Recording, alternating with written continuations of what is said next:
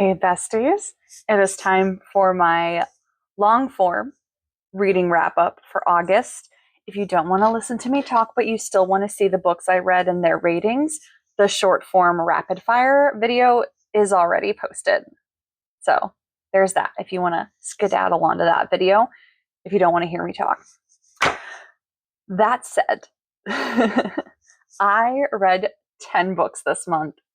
It's been a really good reading month. I'm so stoked. And when I say a good reading month, even there were a couple of 2 stars and some 3 stars, but like the 5 stars were 5 starring.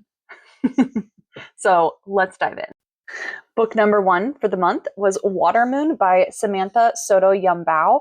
I drew this under my sci-fi fantasy genre jar. So this also is a subscription box book, but it's in 2 jars. It worked out really well. And this wasn't just 5 stars. I also added 5 teardrops because I cried. I cried so much.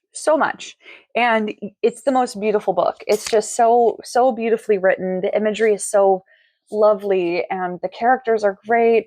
Everything about this book was amazing and I love it so much. It is probably my favorite book of 2025. So, go read it. Next up, my subscription box pick for the month was And the Sky Bled by S. Hati. This was from my Caffeine and Legends subscription. And I didn't not like this book. I just didn't love it a ton.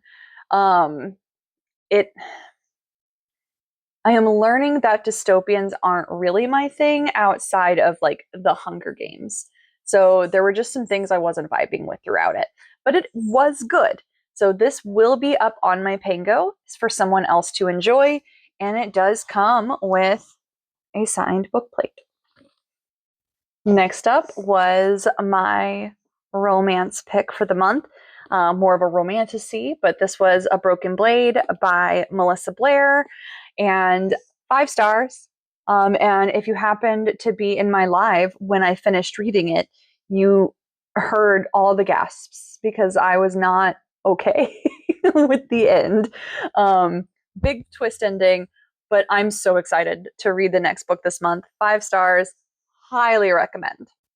Next up was my YA pick for the month, and that was Cinder by Marissa Meyer. I had been so excited to get to this. It's been on my TBR for quite some time, and I had a lot of friends that were excited for me to read it, either because they read it and loved it, or because they are about to read it or have it on their TBRs and were excited to hear my thoughts. I loved this. I did just rate it 4 stars.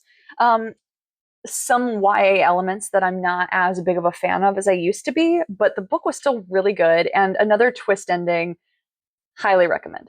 Highly recommend. 4 stars. Go read it. The next book, this was my chapter a day book for the month, which if you've been following along, I'm reading through the Black Dagger Brotherhood universe as a chapter a day book each month.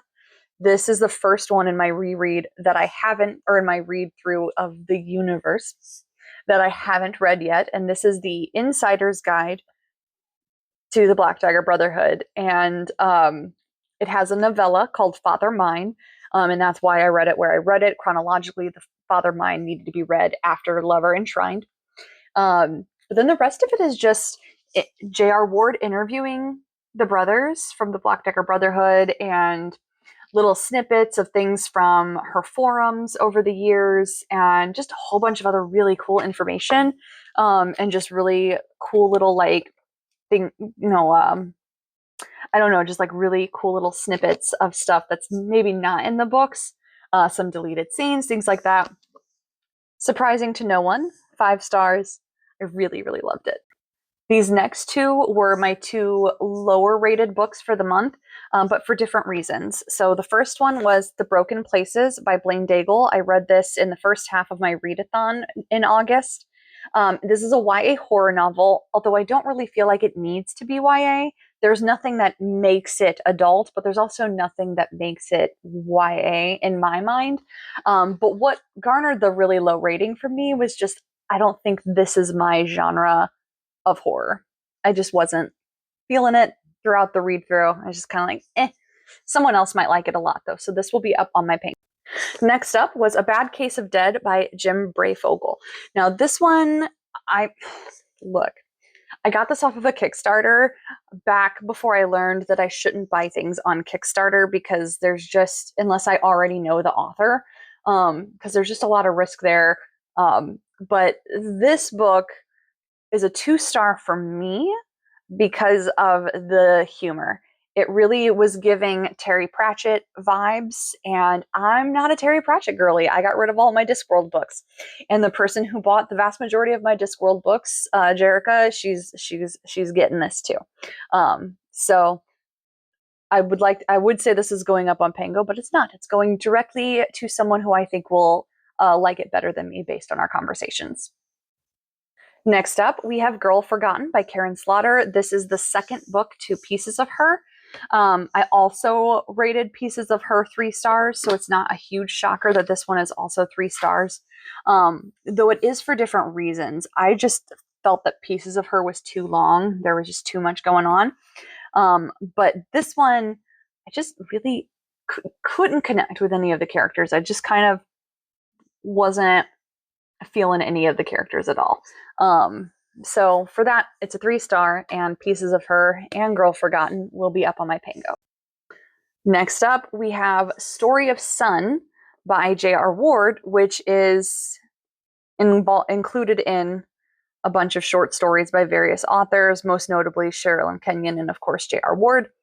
So there's 4 different short stories. I just read Story of Sun. That's the only one I read.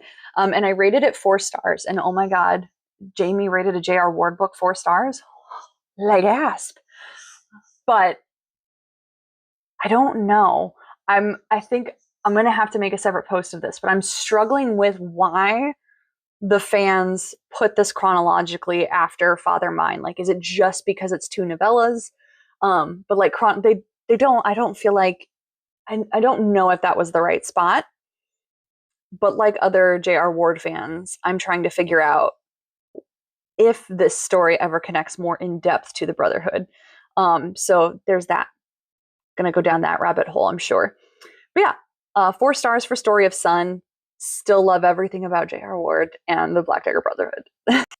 And lastly, my next bonus book for the month was The Drowned Woods, and I'm so proud of myself that I finished this one because I started it on, I think, Monday last week, but then I got some kind of plague or something. I don't know what it was, but I was down for the count all of Thursday and Friday, and then I hadn't gotten very far on Monday through Wednesday. So I was really worried that I wasn't going to be able to include this in August numbers. But thanks to a sprint last night, I was able to knock the rest out. And this is 4 stars. I really, really like it a lot. And I am keeping it. There were just some small elements that could be related to me being sick that kept me from rating it 5 stars. I just wasn't as connected at some parts as I would like to be. But overall, great story. I highly recommend it. I'm keeping this. And there you go. This was my very long August reading wrap up. Can't wait to see yours. Bye.